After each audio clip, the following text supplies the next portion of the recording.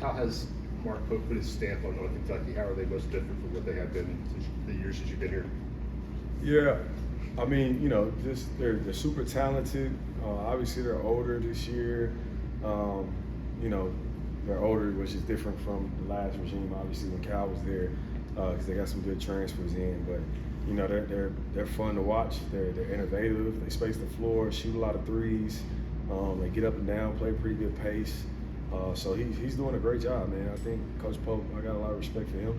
I remember watching his teams at Utah Valley, and he did a good job there. And obviously, he's climbed the ladder, and now he's at Kentucky, which is his former school, where he's doing a really good job of getting those guys to play pretty hard for him. And I don't think any other coach that came into that situation would understand this rivalry more than Mark Pope does. How pleased are you with the way y'all responded defensively from kind of a rough game at Vanderbilt, a pretty dominant week? I thought it was great, man. I think the guys, they put their hard hats on and really locked in and focused, and they knew we had a game where we left a lot of meat on the bone and didn't compete the way we probably should have against Vandy. And I thought that they responded in a high-level way. Obviously, with two teams that were, in the top 20 in offense in the country, and we did a good job of limiting their opportunities, and, taking away the threes and making it tough for them. So I was proud of the guys, honestly. I thought we had a really strong week last week.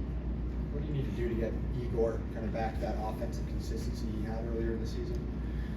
Yeah, honestly with Igor, we just got to get him to understand taking the right shots, understanding where to pick his spots, and honestly, as a staff and especially with the teammates for sure, we just got to push him to stay aggressive because we need him. We need him. Bottom line, I think anytime you see games where we don't score the ball as well or as effective, I think you look back and you say, okay, what did Chaz Lanier, what did Jordan Gainey, and what did Igor Milicic do offensively? And I think that if we scored the ball well, all three of those guys had pretty good nights. If we don't score the ball well, one or two of those guys didn't have the greatest night. So that's something important for us. We got to keep those guys going in the right direction offensively. How much of Igor's shooting was a mental thing versus a shooting form thing or like physical thing, I guess? Yeah, honestly, I think that's a player-specific question because only a player knows when it comes to the shooting. You got to have confidence when shooting the basketball. And a lot of times that comes from within. He puts in a lot of work when it comes to shooting the basketball. And honestly, with some of his misses, when you see it come off his hands, it looks like it's going in, right? So, it's a little bit of bad luck when it comes to that. But, as a player, like I think about, when I was a player, it just came from you have to get confidence in your reps and your preparation. So you could be missing shots. That just means that when you're out of practice or after practice, when you're getting your individual work in, you just got to shoot more and build back your touch and your confidence from that. Igor will be fine. Coach, I know you don't want to win past tomorrow night, but big picture with the SEC in mind, how important are these two games this week here at home? Yeah, they're huge. Honestly, every home game you get is huge in this league because I think Bruce Pearl said it the other night. It's hard for anybody to win on the road in this league. I guess it's hard to win road. It's hard to win road games in general, but then you try to win road games in the SEC, and it's just hard. It's tough. We got great environments in this league. We got great coaches in this league. You have guys that take a lot of pride in playing at home in this league. And some of these home courts are different than they've been in the past due to whether it's new coaches or a new spark in the program, whatever the case may be. So it's hard to win on the road. So when you have home games, you got to take care of your home floor. You got to handle it.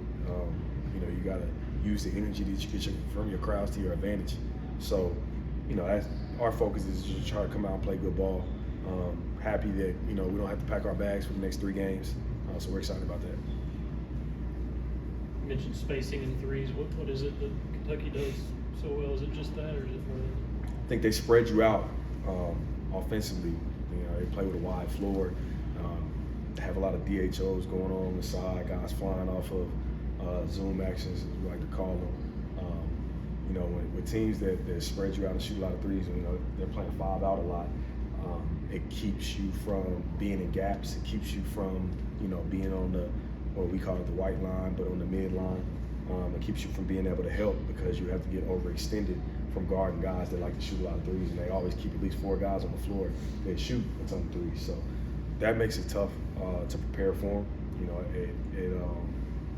it makes you have to have a little bit more urgency when it comes to your closeout game, and helping with guys when they drive the basketball. But you know, we played teams like this in the past. Honestly, it's different. They're different teams, but like we prepared for Alabama that does some of the similar things as them over the years. So it's not anything that we're nervous and don't feel like we can guard them. We feel like we can still put our best foot forward and be good defensively. It's just a matter of understanding tendencies and understanding some of the actions that we like to get to. How important is Igor, maybe to a lesser extent D-Stone, shooting the ball with confidence for y'all to have adequate spacing and opening up other stuff on the floor? They both are really important, because we've had conversations with both of them. We need them to produce in the 4 spot because they give us just a different punch, a different look offensively.